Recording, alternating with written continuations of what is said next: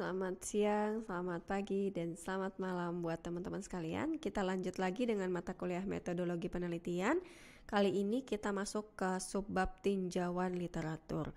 Sebelumnya kita sudah mempelajari tentang bagaimana pendahuluan, bagaimana itu membuat variabel, sampai membuat sebuah model riset. Kali ini kita akan membahas tentang tinjauan literatur. Tinjauan literatur ini kalau misalnya nanti kita membuat skripsi itu ada di bab 2.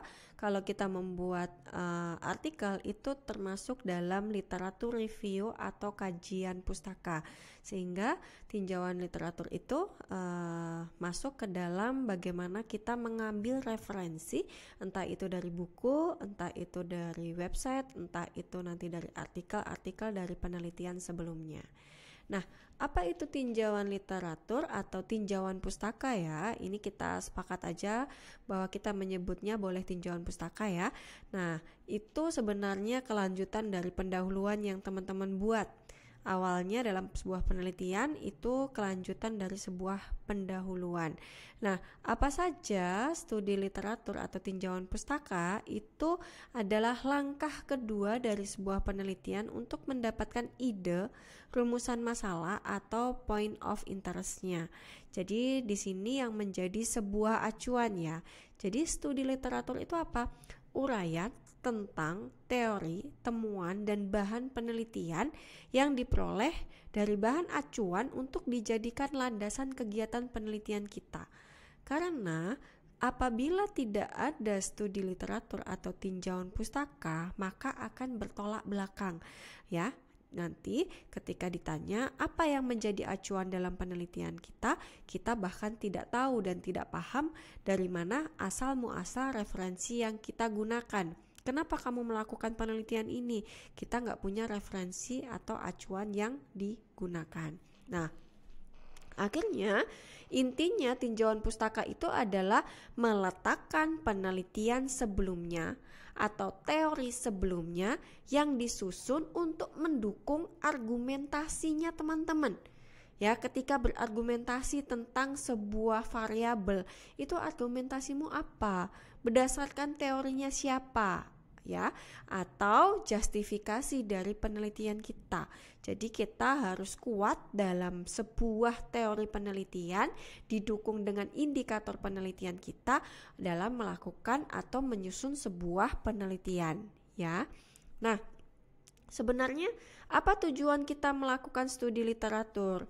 Nah, kita harus tahu ya, teman-teman sudah mengumpulkan beberapa artikel terlebih dahulu.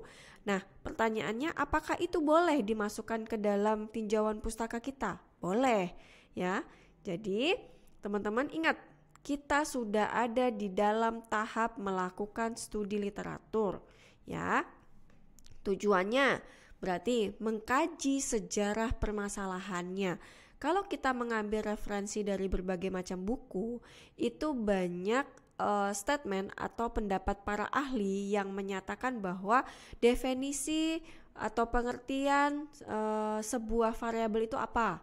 Misalnya keputusan pembelian, itu sudah ada pengertiannya. Literasi keuangan, terus SDM, itu sudah ada pengertiannya menurut para pendapat ahli.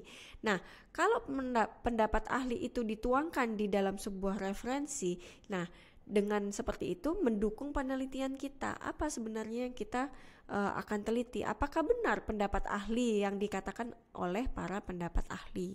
Kemudian yang kedua, membantu pemilihan prosedur penelitian, ya. Yang ketiga, mendalami landasan teori yang berkaitan dengan permasalahan kita.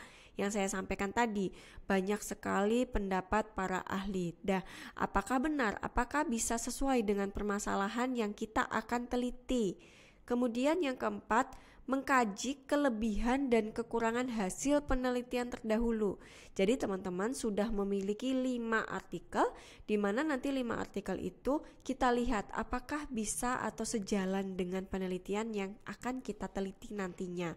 Kemudian berikutnya, kenapa di bab 2 itu kita cantumkan ya referensi atau penelitian terdahulu? Karena menghindari adanya duplikasi sebuah penelitian. Dan yang terakhir adalah menunjang perumusan masalah. Jadi teman-teman sudah menyusun rumusan masalah, nah didukung oleh adanya studi literatur. Ya, jadi kalau ada pertanyaan, sumbernya dari mana saja Bu tinjauan pustaka itu? Dari abstrak hasil penelitian. Jadi teman-teman kalau misalnya penelitian yang saya sampaikan adalah teman-teman baca dulu abstrak hasil penelitiannya. Hasil penelitiannya seperti apa? Kemudian kita review ya, baca. Nge-review itu membaca dari berbagai sumber, kemudian kita ambil sebuah kesimpulan. Oh, ternyata literasi keuangan itu pengertiannya apa? Oh, ternyata keputusan pembelian itu pengertiannya apa, misalnya kayak gitu. Kemudian kita juga bisa mengambil dari jurnal atau artikel sebelumnya, serta kita mengambil dari buku referensi. Tidak harus membeli buku, tetapi menggunakan e-book juga sudah bisa, yang penting sumbernya jelas. Kemudian di sini teman-teman ya, kita bisa lihat tinjauan literatur itu diambil misalnya secara manual ya. Kalau zaman sekarang kalau manual sudah banyak jarang dilakukan ya, apalagi teman-teman ya seperti mengunjungi perpustakaan atau tempat-tempat informasi kayak Badan Pusat Statistik. Kalau manual itu mungkin sudah jarang dilakukan pada saat ini, banyaknya adalah online. Nah, teman-teman bisa mengambil secara online, namun dilihat sumbernya ya, e-booknya yang benar, apakah benar itu ada penulisnya, ada penerbitnya, itu harus diperhatikan bukunya. Dan teman-teman lihat yang digunakan bukunya itu berapa tahun terakhir ya, jangan yang buku yang lama-lama, tapi ya 5 tahun terakhir lah paling enggak. Penelitiannya pun begitu, 5 tahun terakhir bisa teman-teman gunakan untuk mendukung referensi atau tinjauan literatur yang akan kita gunakan. Terus seperti ini ya. Di tinjauan literatur ya, itu ada grand theory yang saya sampaikan bahwa di bab 2 itu adanya pengertian, ada yang mendukung variabel-variabel itu, kemudian yang paling penting juga ada indikator. Nah, banyak pertanyaan, indikator penelitian itu dapatnya dari mana Bu? Bisa dapat dari buku, bisa juga dapat dari indikator-indikator penelitian yang digunakan pada penelitian terdahulu. Kemudian di tinjauan literatur yang kedua itu juga ada penelitian terdahulu. Kemudian yang ketiga ada kerangka berpikir atau model penelitian, dan yang keempat ada hipotesis penelitian. Nah, kalau misalnya teman-teman sudah bisa melihat di sini, saya arahkan ya, kalau penelitian terdahulu, jangan semua penelitian terdahulu dimasukkan ke dalam sebuah tabel penelitian terdahulu. Tetapi beberapa saja yang saya sampaikan, teman-teman mengumpulkan minimal 5. Ya udah 5 itu dimasukkan dulu sesuai dengan tabel, nanti diajarkan tabelnya. Kemudian kerangka berpikir, ini juga masuk ke dalam tinjauan literatur. Teman-teman bisa memasukkan model riset yang sudah dibuat. Kemudian hipotesis penelitian. Nah, apa itu hipotesis penelitian? Nanti kita lihat setelah ini ya. Kemudian berikutnya, nah ini adalah contoh ya, sebuah tabel penelitian terdahulu. Teman-teman bisa lihat, nanti tergantung pada formatnya yang ditentukan ya. Yang penting ada penulis dan tahunnya, judulnya, judul penelitian terdahulu itu apa, biasanya alat analisis yang digunakan, kemudian hasil. Nah, untuk hasil penelitian tidak semua dimasukkan ke dalam hasil penelitian, tetapi teman-teman bisa lihat yang saya sampaikan tadi, di abstrak penelitian sudah ada hasil, maka dimasukkan hasil penelitiannya ya, seperti ini ya. Ini kalau ini kan ada 6, bisa kalau 5 aja boleh Bu, boleh, yang penting semua lengkap. Kemudian dilanjut ya. Oh, kalau kerangka pemikiran kita udah belajar yang waktu itu membuat sebuah model riset ya. Gini kerangka pemikiran, teman-teman sudah bisa membuat dalam model riset, bisa lihat di bab model riset. Kemudian hipotesis ya. Teman-teman, hipotesis itu merupakan jawaban sementara yang hendak diuji kebenarannya atau dugaan. Jadi teman-teman kalau bilang hipotesis berarti itu adalah dugaan ya, dugaan. Misalnya saya mau meneliti tentang literasi keuangan terhadap minat menabung mahasiswa. Pada saat hipotesis itu dilakukan sebelum meneliti. Jadi saya baru menduga jawabannya bahwa adanya literasi keuangan pasti ini maksudnya dugaan saya ya berpengaruh terhadap minat menabung. Kalau dia nggak punya pengetahuan keuangan, nggak mungkin deh dia mau menabung. Itu masih dugaan sementara atau jawaban saya sementara. Tapi setelah diteliti, ternyata hasil penelitiannya itu misalnya minat menabung ternyata tidak dipengaruhi oleh literasi keuangan. Nah, itu adalah hasil penelitianmu. Lah, Bu, kalau misalnya nggak sesuai dengan hipotesis yang dibuat dengan hasil penelitian, apakah saya harus mengubah penelitian saya? Ya enggak, itulah hasil penelitian yang kamu hasilkan sesuai dengan objek penelitianmu. Karena catatannya tidak semua objek penelitian itu sama hasilnya. Variabelnya sama, kalau objek penelitiannya beda, kemungkinan hasilnya akan beda. Ya, jadi hipotesis ini adalah cerita bagaimana kita membuat sebuah jawaban sementara. Ya. Kemudian kenapa sih manfaatnya hipotesis ini? Ya menjelaskanlah bahwa kita itu ada masalah penelitian atau sesuatu yang ingin kita teliti gitu kan. Kemudian memperjelas variabel yang akan diuji. Jadi kita butuh hipotesis. Ya.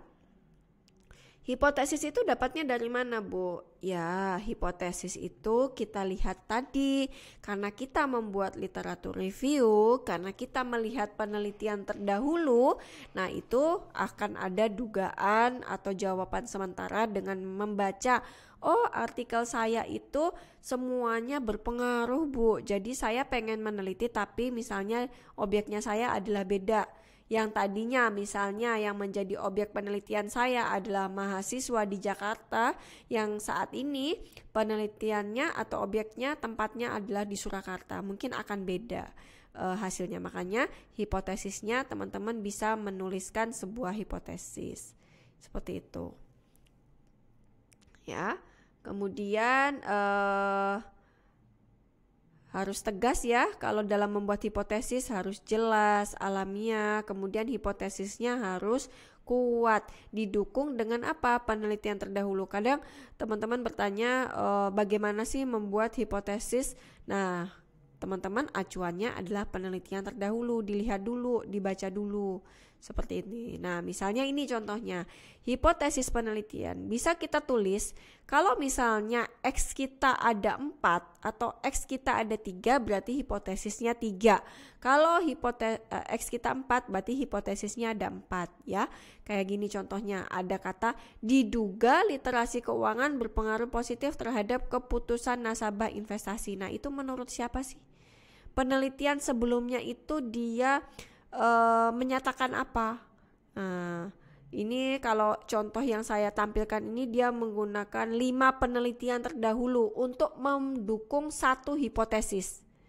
Ya, untuk mendukung satu hipotesis dia menggunakan 5 penelitian terdahulu. Kalau misalnya H2 ini dia menggunakan 3 penelitian terdahulu. Nah, untuk hipotesis ketiga dia menggunakan 4. Kalau hipotesis keempat dia menggunakan 4. Nah, dari hipotesis penelitian ini teman-teman ya, paling enggak ada 2 lah penelitian terdahulu yang kita gunakan untuk acuan untuk menggunakan atau menentukan sebuah hipotesis penelitian.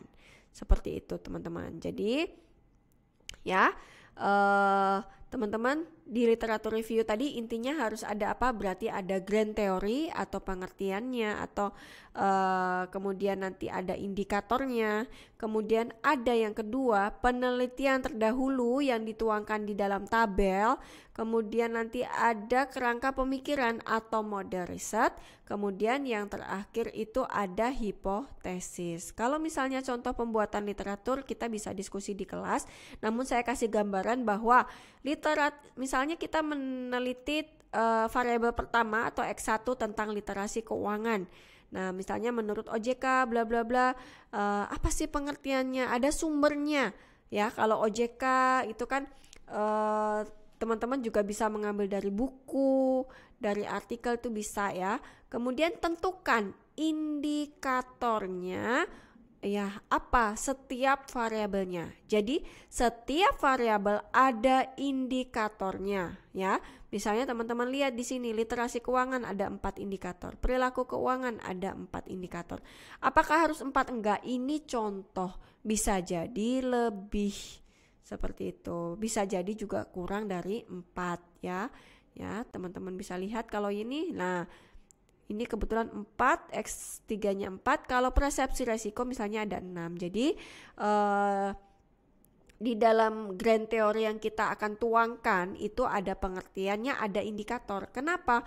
Indikator itu dijadikan sebagai acuan untuk nanti di berikutnya teman-teman membuat definisi operasional variabel. Nah, di definisi operasional variabel nanti digunakan untuk membuat kuesioner gitu teman-teman ya. Jadi sekian ya dari saya tentang literatur review. Ada beberapa poin yang harus teman-teman ketahui ya tadi yang sudah saya sampaikan. Sekian dan terima kasih. Wassalamualaikum warahmatullahi wabarakatuh.